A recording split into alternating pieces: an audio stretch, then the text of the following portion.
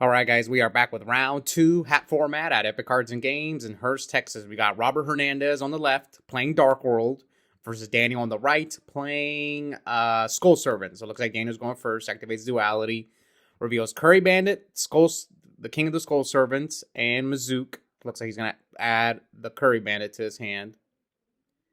Now, these two I would say are regulars on the channel. Robert's got 2 wins on the channel. Daniel's made the finals twice, but he got second place both times. So we'll see if one of these two can get back to the finals. Robert's won once in Edison. No, both of Robert's wins have come in hat. He's yet to win in Edison. We'll see if he can get that win eventually. He does play a little bit of Edison, but not really. He's mostly an advanced player, while Daniel is just mostly an Edison player. He's known for playing Nurseburn and this iconic... I always say this, he's got the best mat on the channel, this Blood in, Blood Out mat. Last week was rough. People were telling me I was featuring Burn too much on the channel, and it wasn't on purpose. Like, we featured Goat playing Burn, and then we had Daniel playing Nurseburn Edison. He just happened to make the finals. So that's why he got featured a lot. It wasn't like I was doing it on purpose. You know, I can't control who the guy makes the finals, you know?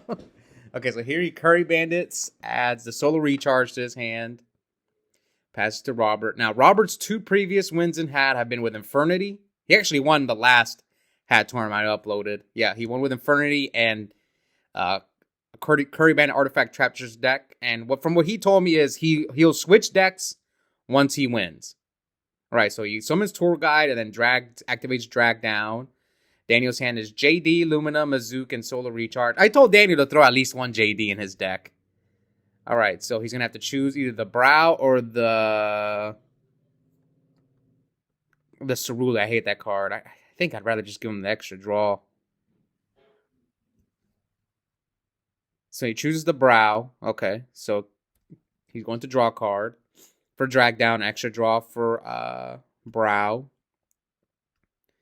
What's Brow's second effect? Because maybe he was better off giving him the Cerule, but I have to read Brow's second effect. So Robert activates Gates. Yeah, special summons the Cerule. And then what? It's a Monster Reborn, right? It's a Monster Reborn. That's when you use Snow. Yeah, that's what I was thinking. I have to read Brow's second effect. Maybe discarding the Cerule was correct there. I just don't know their, like, the Darkworld's second effects. All right, so he brings back Honest and then searches Grapha with Snow. Oh, it's the same thing. So he would have just drew the cards anyway, so it didn't matter what he did. But then he wouldn't have triggered the Snow to get back the Honest, but what does it matter? I guess, yeah, it doesn't. I don't think it really made much of a difference now that I'm looking at it.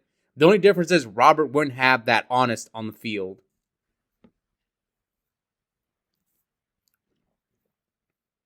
Okay, so he goes for Levier, but maybe the Honest is going to come back to bite him if he can, like, make a rank 4, so we'll see. Bounces back to bring back Grapha. And Robert activates Upstart. Now, who am I going to root for in this match? I'm going to root for Darkworld. Because Robert's been playing this deck a lot on the channel. He made top 4. And from what he told me was that he probably could have made the finals the last time he played Darkworld. I think he made one small error. I mean, it's Yu-Gi-Oh! That's really what it comes down to. It's just like one little small mistake costs you a match. Because I remember watching and it was kind of like, yeah, it was a very small error that he made, and he probably wins and gets to the finals, and he would have faced me, and who knows, maybe he could have beat me in the finals. Was it that time? Oh, no, I think that was the time Nate won. Never mind. We wouldn't have played in the finals. He would have played Nate's wind-up deck. And I think, I don't know which deck's favored in that matchup. Anyways, here he attacks. Now let's see, can Daniel get out of this? Maybe Robert's got Skill Drain back there. So here comes Needlebug Nest from Daniel. He just mills a lot. That's why I told him he should splash just one JD in his deck. I know he plays BLS, but I guess his argument is he plays too many... he doesn't play enough names. But, like, he plays Charge, Recharge, Curry Bandit, Needle Bug Nest. That's why I told him just one JD. Okay, so here, Dan is going to set a monster, set a second back row, passes to Robert. Yeah, now this Honest is going to come back to bite. Yeah, because he has the snow banished. Discards Grapha for Gates. Grapha's going to pop one of Daniel's back rows, which is the Royal Decree. Activate Leviair, bring back the Ceruli. Bounce back Ceruli for Grapha. I thought he was going to bring back the Snow and make a rank 4, but this makes sense, getting the second Grapha on the field. Now he's going to go... Is he going to make Heliopolis, whatever his name is? Yep. This is probably game right here. Heliopolis. He's going to Tribute. Has he normal summoned? I don't think he's normal summoned. And he can bounce back Grapha again. Maybe he's checking to see if he's got like Necrogardna or something like that. So he pops the Honest and itself to pop both his cards, which is Mizuki and a Bluffed Recharge. Summon Trans Archfiend, activate Trans Archfiend, discard Ceruli. And then Ceruli's going to get Snow. Now he's going to Monster Reborn, the Mizuki. Why are you summoning defense mode? Just go for game. He's a 7K. Well, you gave him a monster. Okay, he activates the second gates. Come on, Robert. This is just game. Unless you're afraid of Gore. So now he brings back Beige. Bounces back Beige for Grapha. Activates Darkworld Dealings. He's going to bring back Beige again. Yeah, Robert's cooking. He's cooking him. He's going to special summon Beige again. Bounce it back for Grapha. The second Grapha. Now he can make a rank 4. Yep. Giant Hand and Daniel concedes. So game 1, pretty dominant game. He had the skill drain too. Yeah. Robert takes game 1. Well, Daniel pulled off the Legacy 2-0. Now this was round 2. Now this tournament was 3 rounds of Swiss, cut the top 8. I think we had like 10, 11 players. So almost everyone is guaranteed a spot in top 8. All right, so here comes Duality from Daniel. Reveals Upstart, DD Crow, and I think that's one of the Skull Servants. So he adds the Upstart off the Duality.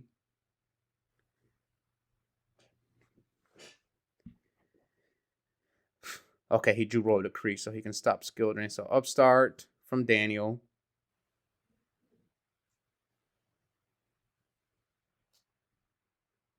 And now summons Aaron, sets to end phase, mill 3, mills Jane, DD Crow, and Skull Servant. King of the Skull Servant. Let's see if Robert bricks, because his deck can brick at times. We've seen it before. Okay, he activates Dealings, but you're kind of helping out Daniel's decks. Helping him make his JD live. Giving him more Skull Servants. So he discards Lady in White. Robert has to discard Trans Archfiend. Sets Reckless, and here comes End Phase Decree. Chain Needlebug Nest.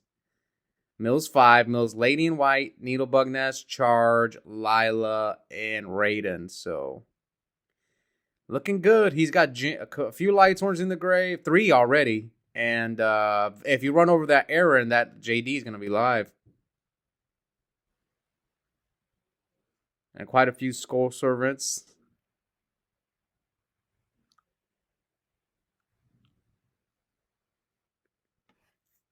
Okay. Here comes a Soul Charge. A Soul Charge. I signed a Soul Charge last weekend. I just thought it was funny. Okay, so he targets 3, targets... Will Robert chain DD Crow here, maybe to protect his Reckless? I think he has double Crow, so he might just Crow both of them. No Crow from Robert. Man, what if he makes a Stardust? Then Robert, you're in trouble, man, if he makes that Stardust. So Lila pop the Reckless, Raiden mill 2, different Dimension Ground. I used to side that card during Shadal format. I thought it was really good in the Shadal mirror. I saw people in Orlando were playing, what's the format? Clown Blade format, I think. I think it's Necros Clown format. Who knows? But maybe that'll be the next big format. I actually played during that format. I wasn't that big of a fan of that format, but as far as Shaddoll, I like the Duelist Alliance format. That one was like, the decks weren't too crazy. Shaddolls and BA were pretty balanced. Not balanced. I mean, they weren't too powerful, but then once they got El Shaddol Fusion and Lake, that's when the decks got a little too out of hand. Okay, anyway, here looks like Daniel. Yeah, Daniel should have made that Stardust because now he's gonna get punished by Dark Hole. But he made Crimson Blader, but he has no monster. Maybe Daniel doesn't know what Crimson Blader does. And he can't attack. Yeah, I think he should have made Stardust. Now he's gonna get Dark Hold. Mills a bunch of cards, but Daniel is going to get Dark Hold. Yep, slam down the Dark Hole. Upstart. I guess you'll Upstart first and then Dark Hole him. Yeah, because I'm surprised Robert didn't crow the Raiden. Yeah, because if Daniel makes Stardust, his Dark Hole is dead. But I don't know the rest of his hand. Maybe Robert could easily deal with the Stardust. Okay. Let's see what else Robert has. Okay, he's got Gates. So activate Gates. Summons Fable Raven, also known as Elfin the Raven. Okay, so what happened? Why he banished Mazook? Why'd he banish Mazook? Why did Mazook get banished? Okay, Blind Allure from Robert. Banishes, was that Silva? Yeah, I don't know. Why did the Mizuki get banished? Okay, so now he goes Brow. After Gates. He must have discarded the Mizuki for, yeah, I don't know what's happening here. Why the Mizuki got banished. Okay, so Daniel summons his second Mizuki, attacks over the Raven. Upstart. Yeah, because he dragged down the Crow, right? Summon Tour Guide from Robert. Yeah, Robert drew pretty bad this game. I think if Daniel would have just made Stardust, I think he would have been in a terrific shape. But we'll give Daniel a benefit of the doubt. He doesn't play much hat format.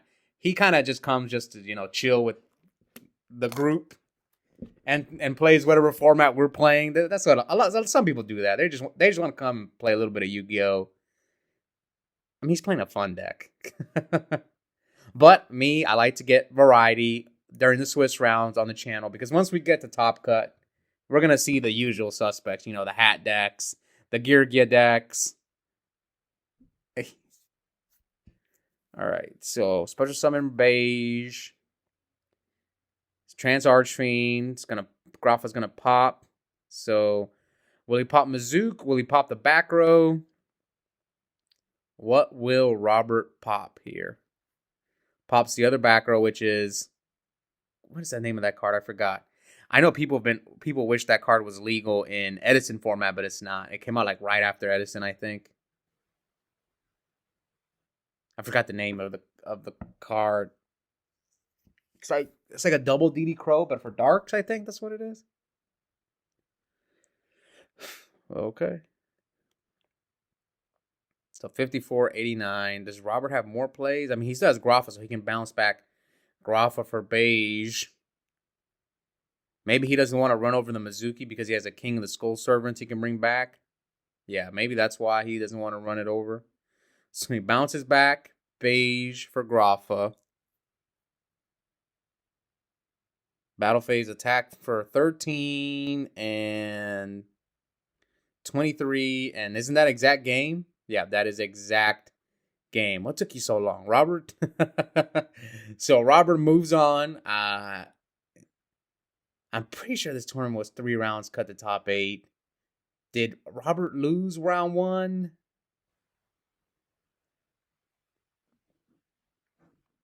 Who won? I can't remember. My memory's fuzzy. But we'll see if Robert can. He pretty much is guaranteed top 8 now with this win. Because almost, like, again, this was like 10, 11 players, and almost everyone made top 8. So Robert's almost guaranteed. Now, Dana's going to have to win the last round to have a chance to make top 8. We'll see if we feature these two again. Stay tuned. Also, check out the link in the description. I have a coupon code for 5% off Yu-Gi-Oh! Singles and product at Epic Cards and Games. The code is my first and last name, Oscar Zelaya, one word, all caps. And yep, I'll see all you guys next time.